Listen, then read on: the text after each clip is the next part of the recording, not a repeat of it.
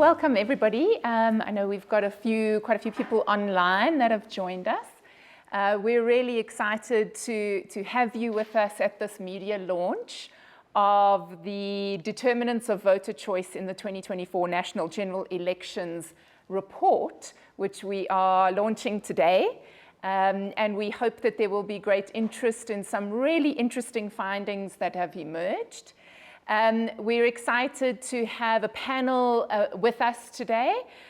We've got Professor Laila Patel, who is a distinguished professor of social development with us at the Center for Social Development in Africa. She was the founding director of the center and also the previous DST NRF SACHI chair in welfare and social development. And she has been the principal investigator on the study over several waves. This is the fifth wave of the study. So each time there is an election coming up, we run in partnership with Ipsos a series of questions about what determines voter choices in the upcoming elections. And she will be coming up shortly to share the high-level findings. We have a media advisory, and the report is available now on our website, so you can get the details in that report. We are also very pleased to have Professor Yolanda Sadi, who is online with us today. She is an emeritus professor in politics at the University of Johannesburg. And her research is focused on a range of issues to do with democracy, electoral politics, comparative electoral politics, and how gender shapes electoral behavior. And she has been a co-investigator on this project and will be sharing her insights on some of the findings. And then we have Marie Harris with us, who is the Knowledge Director at Ipsos Public Affairs. She's an elections specialist. You've probably seen her name many times in the media. She's a well-known political analyst in South Africa and is regularly called on for her comments on South African, African, and world politics and developments.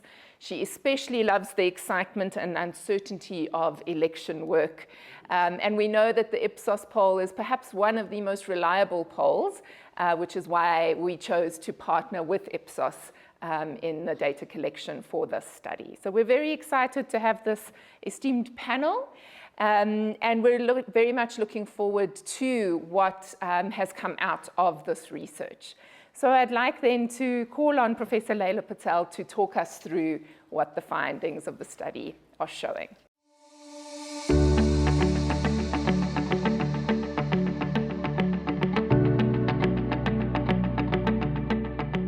Good morning, everyone, and thank you for joining us at our virtual launch here at the University of Johannesburg. And thank you, Lauren, for your introductions, and Marie for joining us, and also to my co-investigator, Yolanda Sadi, who is online. The title of our research report, which is now available online and it can now be downloaded and disseminated, is about the determinants of voting behavior.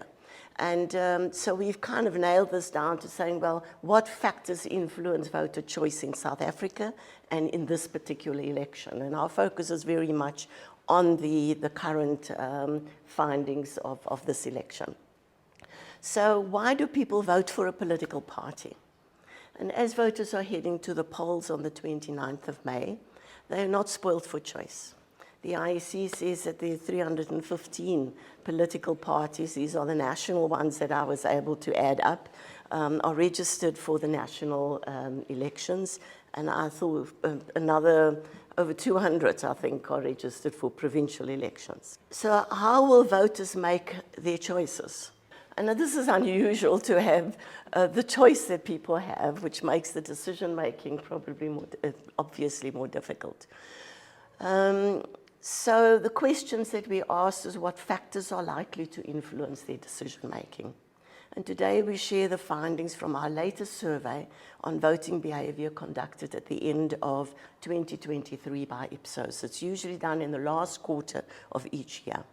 We are able to compare some of the findings with our previous surveys, which was in 2017, 2018, 2019, and 2020. and we identify some trends over time. I'd like to just share very briefly with you just some information on the survey itself for Wave 5, which is the focus here. The aim, of course, of our previous studies, as I said, the overall study is to understand the influences on voter choices. Fieldwork was done by Ipsos Public Affairs on behalf of the Centre for Social Development in Africa, where I am based, in the last quarter of 2023.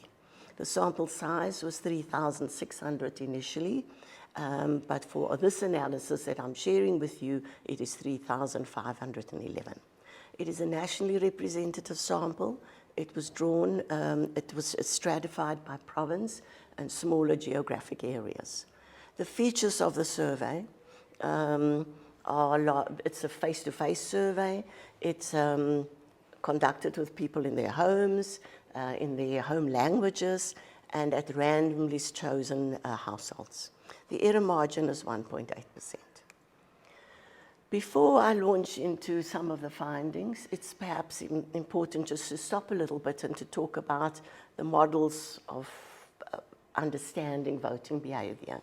And what we did was to construct a model for the purpose of our study, and the model then draws on local and international literature and our own research on voting behaviour.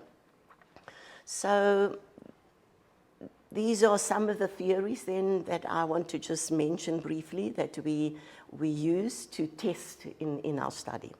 The rational choice theory states that voters act in their own best interest.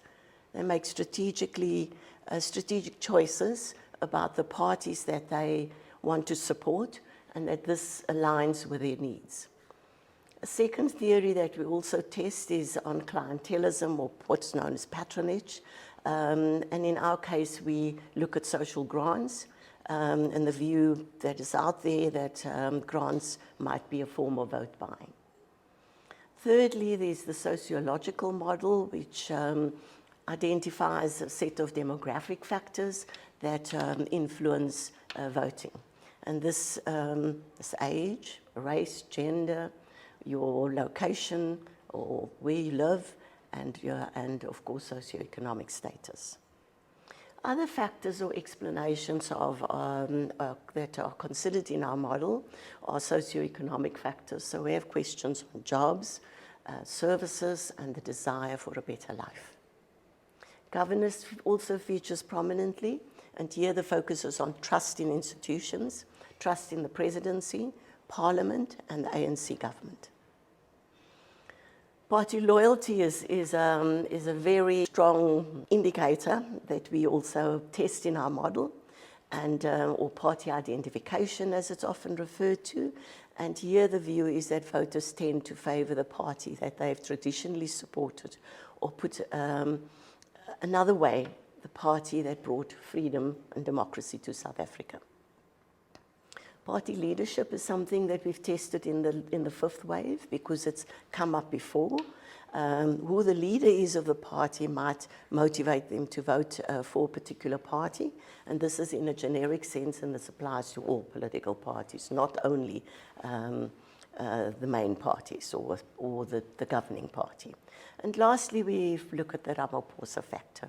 To what extent does trust in his leadership influence their choice? We tested these reasons for party choice in a statistical regression model, a model that really identifies the relationship between these factors and the person's party choice. So this is what the profile of the respondents look like who participated in our study. The split between men and women was fairly even, 2% difference. 33% lived in a rural area and 67% in an urban area, and the racial breakdown, as you can see in the bar chart there. The age group is also in the chart there. We have in our sample a large proportion of people are unemployed, 37%, 43% were working. 45% earn less than 8,000 Rand per month. This is important because we're looking at grants also and voting, and so 43% of our sample are grant recipients. So our sample is sort of made up of all income groups, but we can see a large proportion would be low income and low middle income. So these are the questions in the survey. We use the Ipsos Kaya Bus survey. We then have a few questions that we ask in that survey, and these are the questions that are central to the study. Firstly, we wanted to know who would you vote for in a national election, and this occurred, as I said earlier, in the last quarter of 2023. Our interest, of course, is not so much in who they vote for, and we say that very clearly in the questions. We say that we are less interested in who you chose as your party. But what we really want to know is, why did you choose this particular party? They have 14 options are provided, and the respondents could select 5 of the most important ones to them. 21% of the respondents did not answer, so there was a large non-response rate. We had to exclude them from our sample, which reduced our sample somewhat, quite a bit. But that is also interesting in itself. But it's also just for accuracy. And then 9% in this sample were undecided or did not know. We had additional questions, which were statements. And the statements, the person could indicate whether they agreed or disagreed with a statement. And these were as follows. I'm afraid that if a party comes to power, the paying of social grants will stop. There's been a lot of debate in the media over the last months. Secondly, I trust in the presidency of Cyril Ramaphosa. I trust Parliament, and I trust the ANC government. We also assess participants' views on a national coalition government and their support for coalitions between different parties. So these are the descriptive results. On party choice, it's based on the Ipsos data for that period. 33% the ANC at the end of last year, 19% the EFF, 15% DA, and other parties 12%. The follow-up Ipsos survey, in which we didn't participate, they set their poll at 40% for the ANC, 21% for the DA, the EFF 5%, and the MK Party 8.4%. And you can see the rest on the slides. You will have the slide presentation is available and will be posted in the chat. So this is the nub of the study. What the reasons for party choice? So as you'll see, out of the 14 options, 4 of the top reasons were socio-economic, related to socio-economic well-being. I chose this party because it will create jobs. The party promises to improve people's lives, because the party will improve service delivery, because it pays social grants, and because I trust this party.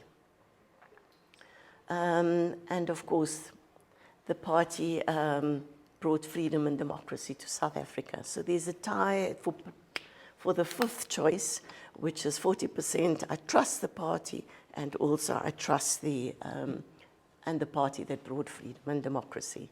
The others are very interesting and also feature in our model, because the party is not corrupt, because the party can govern the country, because the party is rooting out corruption, and because the party will offer me money, a house, a job, or something in return for my votes.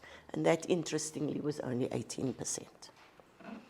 So moving on then from the reasons for party choice. So moving on then to grant recipients. What we see here as a high-level finding, and something that has changed significantly between 2023 and our earlier surveys. The more grant beneficiaries are now choosing an opposition party than before. This is contrary to our earlier findings, which was, it's 53% currently, and it was 26% in 2020. So there's a big change there.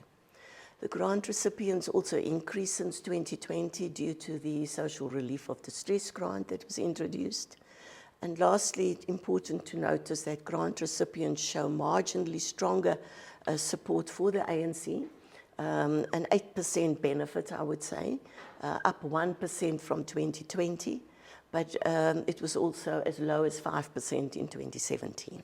So there have been these kinds of shifts. In regard to the support and in principle support for a coalition government, only 23% were in favor of a coalition government. I think this is one of the few surveys where people are actually asked what their views are, whether they support coalition governments or not. 39% were not in favor of a coalition government at national level, and 38% said, well, yes, it depends on who the partners are. We also then disaggregated this by political party, and ANC supporters are least enamored, 40% with the idea of a coalition, followed by the EFF 35% and the DA 33%. Interestingly, smaller parties are also skeptical at 38%. I now move on to the regression model results.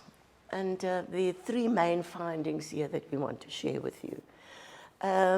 We perhaps attach a bit more weight or should attach more weight to the statistical analysis in the regression model, because it actually models the relationship between factors that I've identified and also their choice.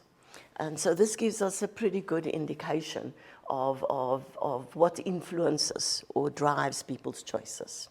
So firstly, socio-economic well-being, measured in 3 questions, is not a predictor of party choice.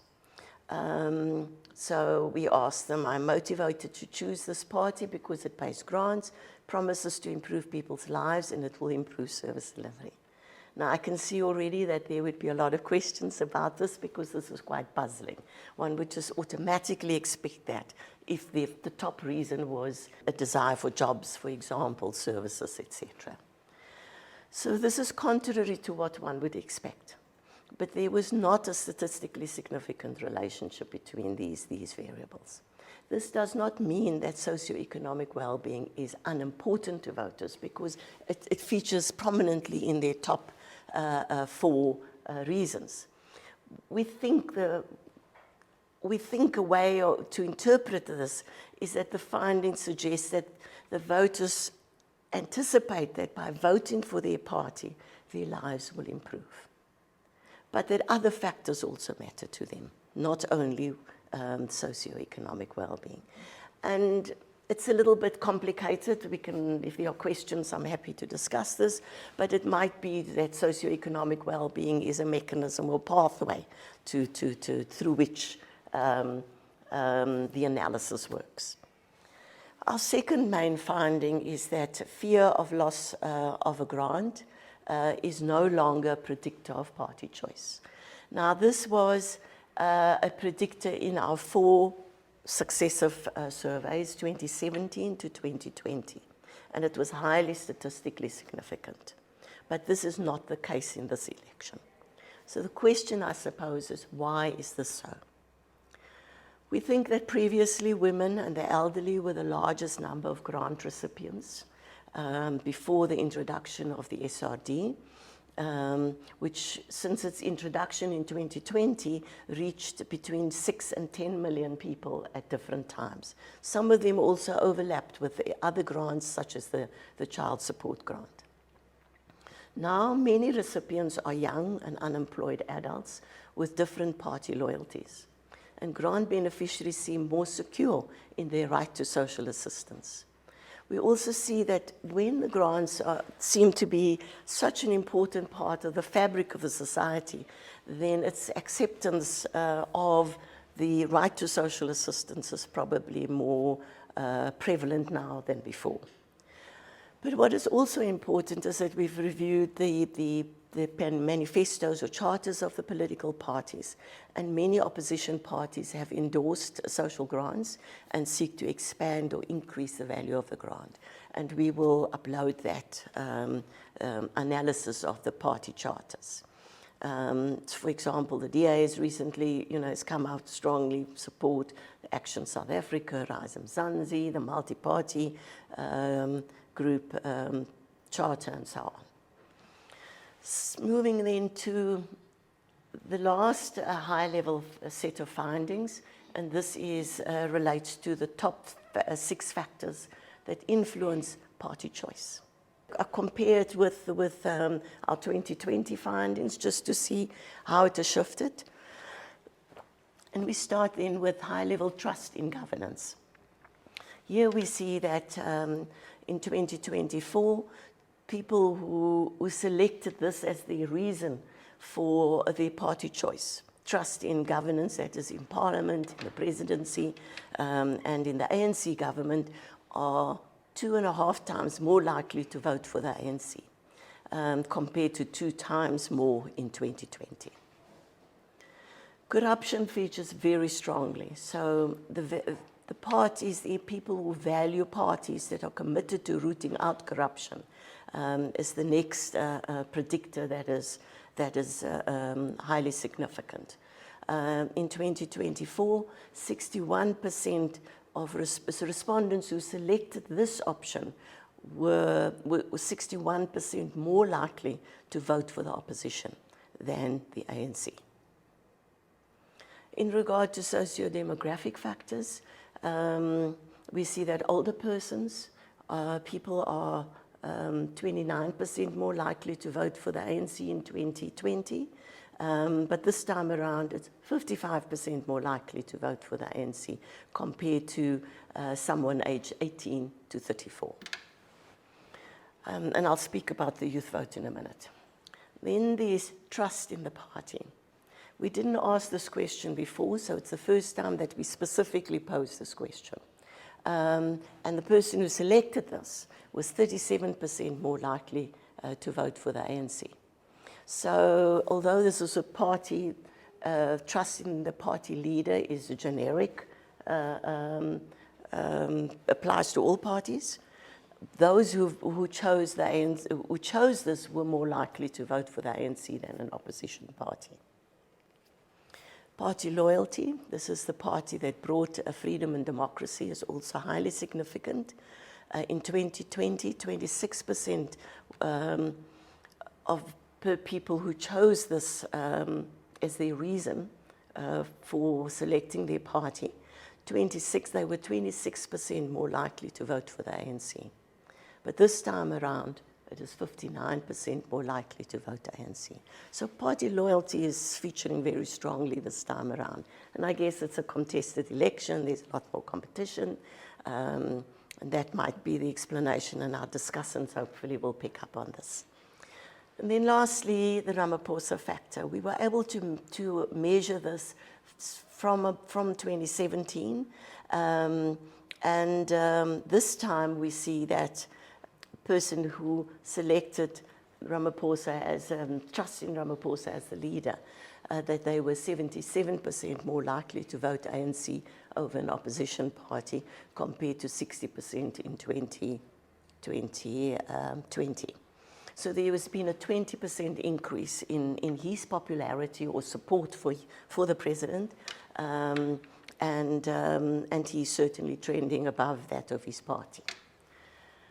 In conclusion, then, the factors that are likely to influence voter decisions on May 29, the top predictors in 2024 are perception of governance, that's trust in institutions, whether you trust in them or not, corruption, whether you believe that the corruption is being addressed adequately or not, party loyalty, if you chose the party that's brought freedom and democracy to the country, trust in a party leader, and trust in the presidency of Cyril Ramaphosa.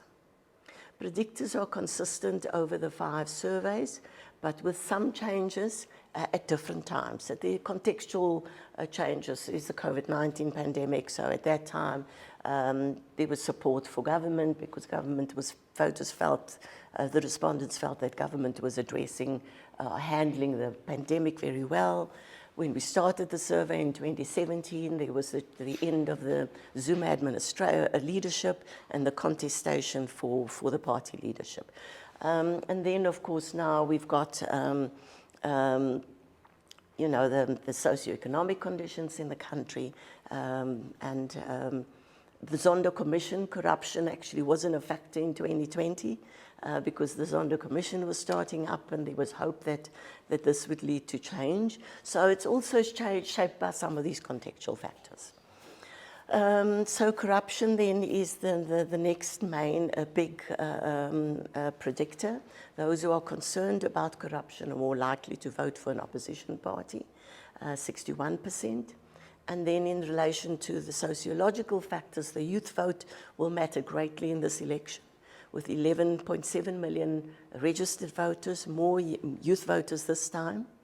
Youth are 1.5 times more likely to vote for the opposition. They are less attached to the past than older generations and maybe have less of a partisan identity than older generations. Thirdly, the women's vote also matters, as 33% are more likely to vote for the ANC. There's a very strong connection between gender and party choice, and more than half of registered voters are women. We also see that few political parties actually target the women's vote. And then people in rural areas are 32% more likely to vote for the ANC than an opposition party. And I thank you.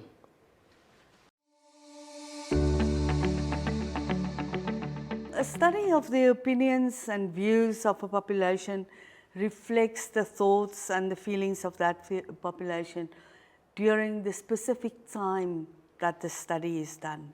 The findings are not eternally true. So if a study has been done 2-3 years ago, it's no longer valid. Unless you do studies of values and deep-seated issues that do not change that quickly. But opinions can change quite quickly. So findings always have to be evaluated within the context and the circumstances of the country at the time of the fieldwork of the study, as both Leila and Yolanda pointed out. Taking this into account, a study can thus be compared to a photograph of society at a specific time. And it is true for that particular time. But if you undertake several studies and compare the individual photographs over time, you get something like a movie or film, and the data providing insight into the changes and the development of views and opinions. This has a lot more intrinsic value than a once-off study. And this contributes a lot to our understanding of the psyche of the people we are interested in. Doing this study over more than 5 years, from 2017, I want to congratulate and also thank Leila, Yolanda, and the Center for Social Development in Africa at UJ for sticking with the study since 2017. And I trust you also found their presentations very interesting and insightful. And there's so much more in this study, because in the few minutes we have to talk about it, we can only scratch the surface. There's really so much more that one can learn out of these studies over the 5 years. At the start of the series in 2017, anecdotal evidence suggested that some people believed that the paying of social grants by government was to the advantage of the ruling party in an election. It was said that grants would be terminated when another party came to power. That was a real fear. But during the research process, it was proved that although most grant recipients did not think that they owed the government vote, they did express the fear of losing the grant at that stage. They did not really go further and say, if the ANC is not in power, we will lose the grant, but they were fearful of losing the grant. The majority at that stage, as Leila pointed out, did support the ruling party. This attitude changed, and that is the interesting thing about the last study. Now, most grant recipients support an opposition party, which shows you how things developed over the last number of years. Currently, 47% of South Africans receive a grant in the one or other format. The social relief of distress grant put in after COVID or as a result of the devastation of COVID added many people to the list of grant recipients. And many political parties have changed their manifestos and their views on this. And apart from saying that they will pay social grants in future, they are even openly talking about working towards a basic income grant in future. Voters take a wide variety of things into account when they decide where to draw their cross on election day. I just hope, as Yolanda pointed out, with the quite sizable election papers we are going to get on the 29th, that people don't get too confused with all the parties on that list, because it's going to be quite a long piece of paper. But when we probe people on why a certain party is chosen, they give a long list of reasons. And we do expect them to give a long list of reasons, because we are not necessarily rational when it comes to our choices of political party. But the one thing that stood out for me that was mentioned by more than half of South Africans was that this party will create jobs. This issue of job creation has been identified as a major issue in this country since the early 1990s. So it's already for more than 30 years that job creation is mentioned as the most important issue in the country. We can also say that no party is really forthcoming with a solution to this problem. They do sort of skirt the issue in their manifestos, but they don't really give the attention that I think it deserves to real job creation. They talk about job opportunities perhaps, and social social works and all sorts of things, but nobody has the solution. And it just shows you that you need more than one political party to tackle this issue. And perhaps if we have a coalition government after this election, it might be one of the things that they can tackle and perhaps come up with a solution that is more workable for South Africans than the current plans that are going nowhere. Leila has also pointed out the statistical significance of some of the features of supporters of the rural party. ANC supporters are older, more likely to be women, mostly Black African, living in rural areas rather than in cities or metropolitan areas. They also have trust in the president more than others, and they believe that the future will bring a better life. They accept the ANC as the party who brought them freedom and democracy. And currently, we reckon that about more than 2/3 of the support of the ANC comes from this group of rural, especially women, not only women, but especially women, of rural people. If you analyze ANC support, it shows that very, very clearly. In the same way, we can also look at other political parties and develop a typology of the supporters of other political parties. But in spite of the choices they make when asked who they would vote for if there were an election, usually the question is, who would you vote for if there were an election tomorrow? 35% of registered voters in South Africa, so more than a third, are saying that there is not one political party that expressed their views.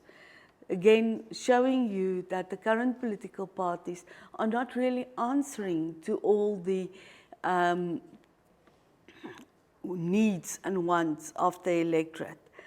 The last number of years, especially since 2016, has also showed dwindling trust in political parties especially, and then in political leaders. Currently, if we ask people how many points out of 10 you would give a political leader, only Mr. Ramaphosa gets more than 5 out of 10 for being a political leader. The next one is 3.8 out of 10, and that is Jacob Zuma. Voters will tell you that they don't trust politicians, as politicians do not care about people like them, and that they only look to provide positions and jobs for their own friends and family. Whereas the feeling in 2017, when we started with the series, was that coalitions could be a solution for South Africa. Currently, as Yolanda pointed out, the practical experience of especially ineffective local government coalitions made South Africans a lot more skeptical about coalitions. Well, with the political party campaigns gaining momentum in the last few weeks before the election, it looks as we might require a coalition at national level, but it is still uncertain. And all I can say is that the next month, the 2 weeks before the election and then the 2 weeks afterwards, where people have to negotiate about the outcomes of the election and who they will go into coalition with, if that is necessary on a national basis or on the basis of any of the provinces, are going to be very, very interesting.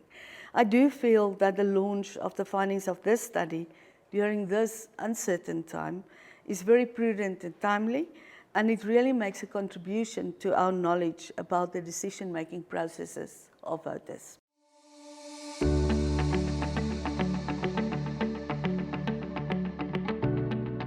I want to highlight 3 factors based on our study which can have an impact on the election results, and particularly when you are confronted with 3 ballot papers, a national ballot paper of 52 parties on the national compensatory list contesting the election. So what do you think about when you stand in front of these and you have to choose? So firstly, I would to emphasize the idea of coalition government at national or provincial level may influence people's parties' choice. Coalitions have become, as we all know, a feature of around 66 municipalities, and in most instances, these have been characterized by, as we all know, administrative deadlocks, endless political jockeying, and regular calls for courts to adjudicate on matters of governance. So for the first time, we tried to establish, as Leila said, how South Africans feel about coalition governments. And as she pointed out, only 23% of South Africans are in favor of a coalition government at national level. That is without any qualification. So, and as she also pointed out, ANC supporters are the least likely to support a coalition government at national level. So the need to avoid or prevent coalition formation may influence the undecided voter or those that may have considered not supporting their former party to go back to vote for the ANC or any of the other larger parties. So people's lack of appetite for a coalition government can be explained by the fact that party leaders have been unable to make compromises for the greater good of service delivery and to rise above ego, pettiness, and party interest. On the other hand, senior party members of, for example, the ANC have argued that coalitions will derail the reform agenda, while opposition parties such as the DA have engaged in fear-mongering of, for example, a coalition between the ANC and the EFF. Therefore, such arguments may also change people's minds, and on election day, they may revert to supporting the party they have been loyal to for many years. It will be a case, I think, of better the devil you know than the devil you don't. Out of interest, and Leila didn't have time to include that in her presentation, but out of interest, we also included a question on coalition partner support, which may be a factor in party support. And the question read as follows: regardless of whether you are in favor of a national coalition or not, would you support the following possible coalitions between different political parties? And the respondents had to indicate whether they strongly disagree or disagree. They neither agree or disagree, or they agree or strongly agree. And we combined the strongly disagree and strongly disagree and disagree, they neither agree or disagree, and they agree or strongly agree. So, and we had a few permutations, and I will just highlight one or two of them, but we look at support of coalition between the ANC and the EFF. And the ANC supporters, 38.9% strongly agreed or agreed in support or supported for coalition between the ANC and the EFF, while 37.6% does not support such a coalition, and the rest were neither agree or disagreed. So they were, ANC supporters are very divided about a coalition between the ANC and the EFF. EFF supporters, on the other hand, strongly were not as, did not support such a coalition at all. 55% does not support a coalition between the ANC and the EFF, which is actually quite interesting. Only 27% compared to the 38.9% agreed or would support a coalition. Then we asked also who would support a coalition between the ANC and the DA. And the ANC supporters were not very positive. 28.8% will support such a coalition, while 51.8% will not support a coalition between the ANC and the DA. But very interestingly, DA supporters were much more positive about an ANC and DA coalition. 47.3% said they will support such a coalition, while 33% will not. And then also a very interesting finding is the DA and smaller parties without the ANC. And very interesting was to note that DA supporters, 59.4%, will not support such a coalition. And if we think about them, of the Moonshot Pact, then DA supporters are not very positive about such a coalition. So that is then one reason or one factor which may, of course, influence people's decision is whether they dread the fear or they fear a coalition government, and therefore they would revert back to one of the stronger parties. A second finding in our research, which is of importance and which might be in the minds of the undecided voter and may sway the core supporters of the ANC who decided not to vote for the ANC or not vote at all, may be the Ramaphosa factor. Our research found that trust in Ramaphosa is a significant factor in the support for the ANC, despite the view among some people that the president has not lived up to the lofty expectations that people had of him when he was elected 5 years ago. But what explains the support of Ramaphosa? I think it's not quite clear, but one can maybe argue that he was quite outspoken on corruption the past few years. He's also his admission or acknowledgement about the mistakes made by the party, and then the promises to rectify and the plans to rectify all the mistakes that the party made. So as shown in our results, as Leila mentioned, trust in Ramaphosa is significantly higher than trust in the ANC. However, the fact that the ANC is still seen as a party that brought freedom and democracy to South Africa by South Africans, and particularly the ANC supporters, may well be a consideration at voting day. You revert back to the trusted party. It brought freedom and democracy, and its leader is also trusted. So when the crunch comes, people may still vote with their hearts, and together with fear of coalition governments, former supporters and the undecided may choose to vote for the party. And lastly, as a very interesting point also is the youth voter turnout at the ballot box, which holds considerable sway.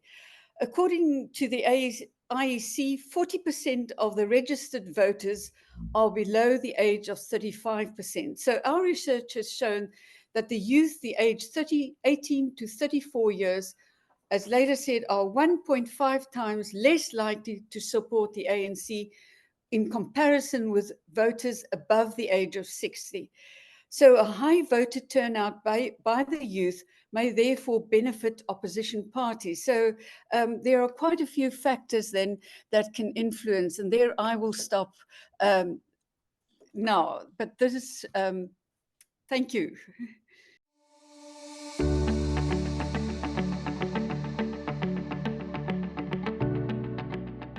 I'm going to reflect on the youth vote. The youth vote is potentially a very important vote. They're the largest sector of the population, but is disproportionately affected by some of these social issues that have been mentioned, unemployment, poverty, and particularly a lack of representation in policy and decision-making. Very few parties deliberately court the youth vote, with the exception, of course, being the EFF. But they could be the power brokers if they do vote, given how large the youth electorate is. And as was previously mentioned, they make up 42% of registered voters. So if they do turn up, they could be a very strong power broker in the electorate.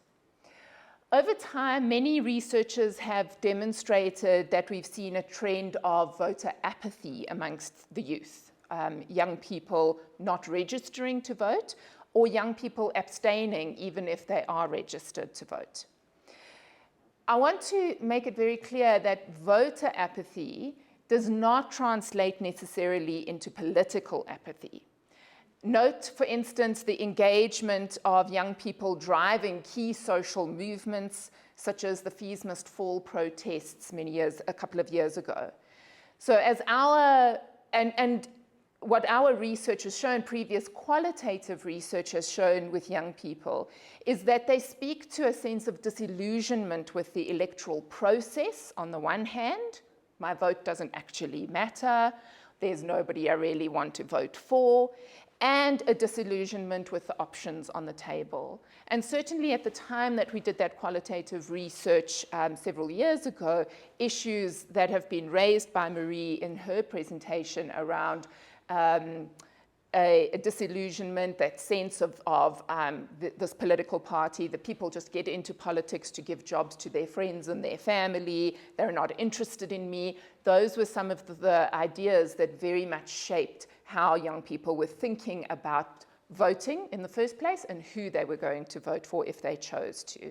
So a very strong sense of disillusionment with the electoral process and the options on the table at that time. What we see in this study, as Leila has pointed out, is that young people are 55% less likely to vote for the ANC over an opposition party as compared to the older age group, 35 to 60-year-olds. This suggests, as other researchers have, that party loyalty is not a good predictor of how young people will vote.